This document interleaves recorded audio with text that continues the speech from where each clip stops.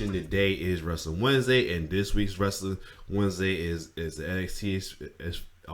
NXT Wrestle Wednesday, and this weekend we have NXT Deadline. So decided to make this because I had a lot of NXT videos that was up, and so decided to add this one as well too. This is from Cultaholic. This is now NXT had a lot of numerous can't think of the word notable stars in NXT, whether they became big in the main roster and then going elsewhere, becoming big as well too, or even unfortunately not doing anything anymore. But there's a good amount of folks that was on NXT that is well forgotten as well too. Even though they had like a nice little good run as well. So anyway, without further ado, we're gonna check out, folks, 10 forgotten NXT wrestlers. So without further ado, let's check it out. For every WWE NXT star that makes a name for themselves, either in the so-called developmental system or later on as a member of WWE's main roster, there are about 10 candidates who won't make it past a certain level, if they even get on TV in the first place. With so much talent coming through the doors of the WWE Performance Center, it is inevitable that some of them aren't going to break through and have the impactful NXT career that they, as well as those behind the scenes, hoped for. A lot of stars have passed through Full Sail and the PC in the past decade, but you may struggle to recall the following. I'm Adam Pacitti from Cultaholic Wrestling, and these are 10 forgotten WWE NXT stars. Like, some of these might be around the time I started watching NXT when they finally put on the WWE Network, when the network started and they put some episodes. I actually was watching a couple episodes a while back leading up to the NXT arrival and everything, and too, I was following it online as well too. Now watching, but like watch clips stuff like that and follow the rosters online because I was curious after the series, the NXT competition series. So yeah, so this was interesting. So it might be something before I was watching faithfully, and one during faithfully when it first came on the network. Join us. Number 10, Jake Carter. Jake Carter. Wrestlers following in the footsteps of a famous family Vader's member must son. feel a real burden to not just continue the family legacy, but ensure that they don't tarnish it. Jesse White, aka NXT's Jake Carter, had especially big shoes to fill because he was the son of WWE Hall of Famer and one of the best big men the business has ever seen, Vader. I mean, seriously, look at the size of him. He must have worn about a size 16, I'm guessing. Talk about big shoes to fill. A college football standout, Jesse's gridiron dreams were unfortunately quashed by injuries, but he decided to give pro wrestling a try, doing some indies and then working in Japan, often teaming with his father before WWE came calling and signed him to a developmental deal. Jake Carter's time in Florida Championship Wrestling was fruitful as he bagged tag gold with fellow prospect Corey Graves. But things went awry when FCW rebranded to NXT as Carter went solo as your girlfriend's favorite. He was winless on the brand and would ultimately get released after failing to catch on and allegedly. Yeah, I did remember watching that FCW story and everything. How like a lot of like good amount of folks like when it was switched from FCW to NXT, how like some got even bigger, but some flourished as well. Like some like went downhill as well too. Like Ricky Steamboat, he was another one. Heath like did good, but not as good as the other guys that doing anything now in the main rosters because Heath was like a big star in FCW. Allegedly irking the writers with unwanted storyline pitches.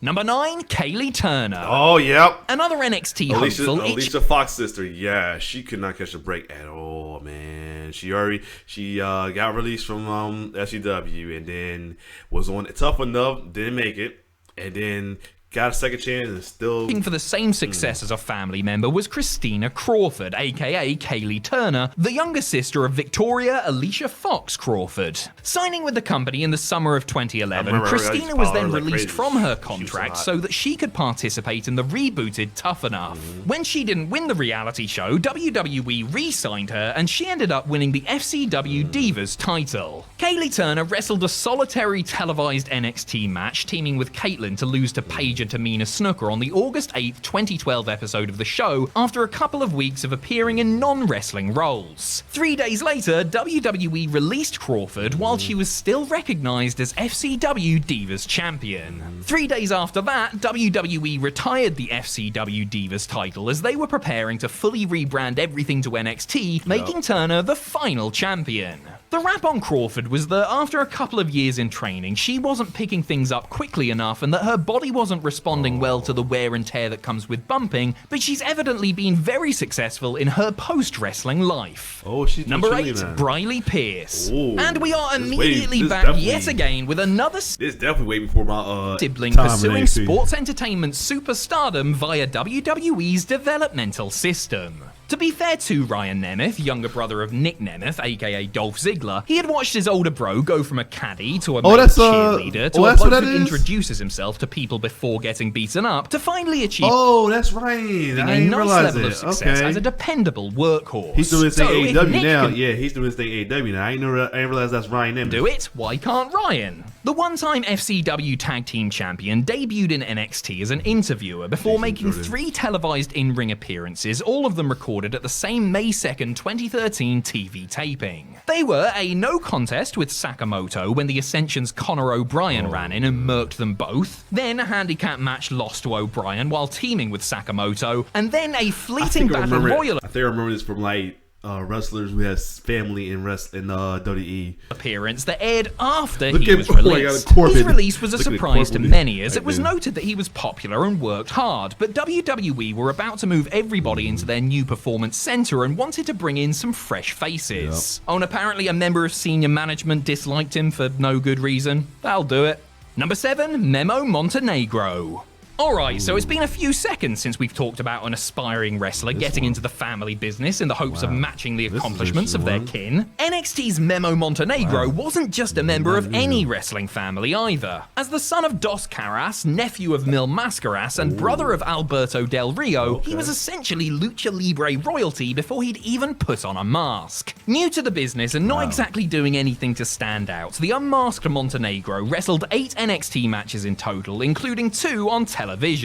Those 2 matches were quick losses to Big E and then Xavier Woods. After what were essentially a pair of squash matches, Memo wrestled a handful of non-televised house show bouts, coming out on the winning side just once in a 6-man opener. Dropping off the radar and not being seen in an NXT ring for months, it was no major surprise when he received his release in July of 2013. What was a surprise was that he was let go while his brother was reigning as World Heavyweight Champion. Though since the same thing happened to old Briley Pierce when his big brother held the same title, perhaps we really shouldn't be so shocked.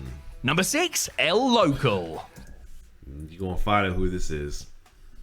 Though primarily known for his talents as a ring announcer, Ricardo Rodriguez actually knew a thing or two about wrestling as well. Well, maybe he knew a thing, I'm not sure about 2. Prior to being signed by WWE, Rodriguez worked on the indie scene as Chimera and wrestled a couple of matches under the name and gimmick when assigned to FCW in 2010. Then he got a recurring role as Alberto Del Rio's personal ring announcer and sacked off his previous gimmick, though he continued to wrestle in the minor leagues under his new alias. Once the association with Del Rio ended and that jarring partnership with Rob Van Dam ran its course, Rodriguez returned to NXT as the jobberific El Local, which is Spanish for the local, for those of you having a tough time translating. Mostly used as a jobber, El Local did enjoy some degree of relevancy while teaming with Kalisto, who clearly had far more upside against that was because he was Kalisto's first teammate before Sin Cara. Do you remember that? And then I think him and Tyson Kidd was a tag team on that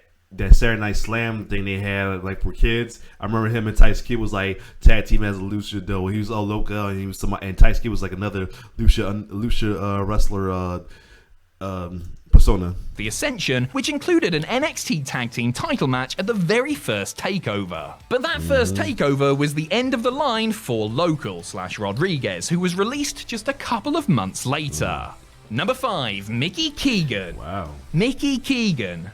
Mickey Keegan. I'm sorry, but with a name like that, you've got more chance of being a journeyman English professional footballer with spells at MK Dons and Macclesfield than a WWE star. Max Pelham had been doing the indie thing for about 7 years, including forming a tag team with Tommaso Ciampa when he signed his developmental deal in August of 2012. He debuted as Axel Keegan and suffered televised losses to Bo Dallas, Big E, and The Shield before resurfacing with a new first name. Would Mickey Keegan light the world on fire in a way that Axel Keegan had not? Further rapid losses to Dallas, the Ascension, and the Wyatt family would say no, he would not. Regrettably, creative indifference would be the least of Pelham's worries, as tests show that his health was rapidly deteriorating, with worsening spinal stenosis forcing him to step away from the ring. He stuck around NXT for a few more months as a creative assistant before leaving in January of 2014 and joining Crew Alexandra on loan for the rest of the season. Number 4, Sakamoto. I remember Kazuma Sakamoto ventured overseas in the summer of 2011 for a customary learning excursion away from his Japanese homeland. Having worked for Taka Michinoku's K-Dojo promotion for the best part of a decade, Kazuma sought new experiences and challenges and wound up getting signed to a WWE developmental deal. His FCW stay was characterized by doing jobs for just about everyone before he was called up to the main roster as manager-cum-whipping boy of Lord Tensai. When the Tensai character failed to get over to the desired level, Sakamoto was sent back to Florida, resurfacing as the opponent for a debuting Adrian Neville in January 2013. It was clear just what Sakamoto's spot on the third brand would be, and his subsequent losses to Mason Ryan and Conor O'Brien alongside the aforementioned Briley Pierce were par for the course. When he and Pierce were the first two men to be quickly eliminated by Mason Ryan in a battle royal, they must have seen the writing on the wall. Thankfully, since his release, Sakamoto has been able to show a lot more of what he's genuinely capable of while wrestling in his native Japan. Number 3, Troy McClain. Hi, I'm Troy McClain. You may remember me from such matches as tagging with Travis Tyler versus The Ascension and singles bout with Baron Corbin. Or, you probably don't, and sorry for the bad American accent. Trained by Rikishi and Gangrel at their Florida-based Knox Pro Wrestling Academy, Alexander Jones was offered a WWE developmental deal very early into his sports entertainment journey after John Cena spied him while visiting the school and helped open the door by setting up a tryout. A talented three-sport athlete who had been specifically recruited by his Attitude-era coaches, Jones readily admitted that he didn't grow up a fan of the business, but endeavored to give it a shot anyway. Labored with a slightly naff motivational speaker gimmick, Troy McClain only made a couple of televised appearances for NXT, but reportedly received good marks from those who tracked his progress at live events, including Hall of Famer and eagle-eyed scout Jerry Briscoe, who felt that Jones had all the tools required to be a major player in the future. That unfortunately didn't happen, as McClain was surprisingly released from his contract and, after a short spell on the indies, left the industry altogether. Number 2, Garrett Dillon. Listen, if my dad was legendary country music singer and actor Chris Christopherson, and trust me, sometimes I wish he was, I would do everything possible to pursue a career as a whiskey-drinking, girl-chasing, honk-tonking outlaw. The highwayman's son Jody, on the other hand, opted for a career in bone bending and grafted in the small halls before getting a shot in WWE's developmental system. At one point, Jody took off for a while to deal with a personal matter, with Triple H bringing him back after it had all been sorted out. Christened Garrett Dillon, he looked and wrestled like a solid throwback and gave the impression that he could grow into a hell of a hand in time. In NXT, he formed teams with both Jake Carter and Scott Dawson, the latter of which started to gain a little bit of traction before Garrett was released the first time around. When he came back, he wasn't really given many opportunities and was only used to put others over, including Camacho and my man Mojo Rawley, before being given the boot for good. Post-NXT, he continued working the indies and developed a new character called War Pig. Number 1, Audrey Marie.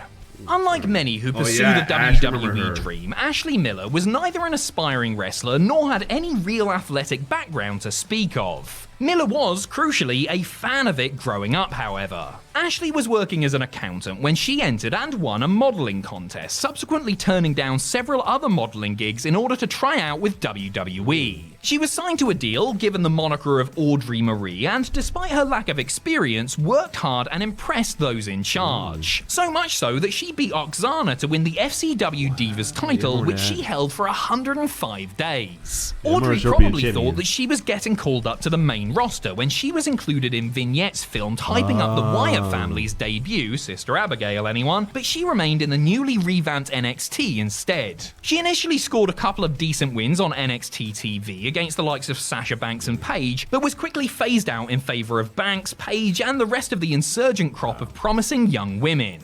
Miller was released in May of 2013 and wrestled just one more match on the indies before calling it a day.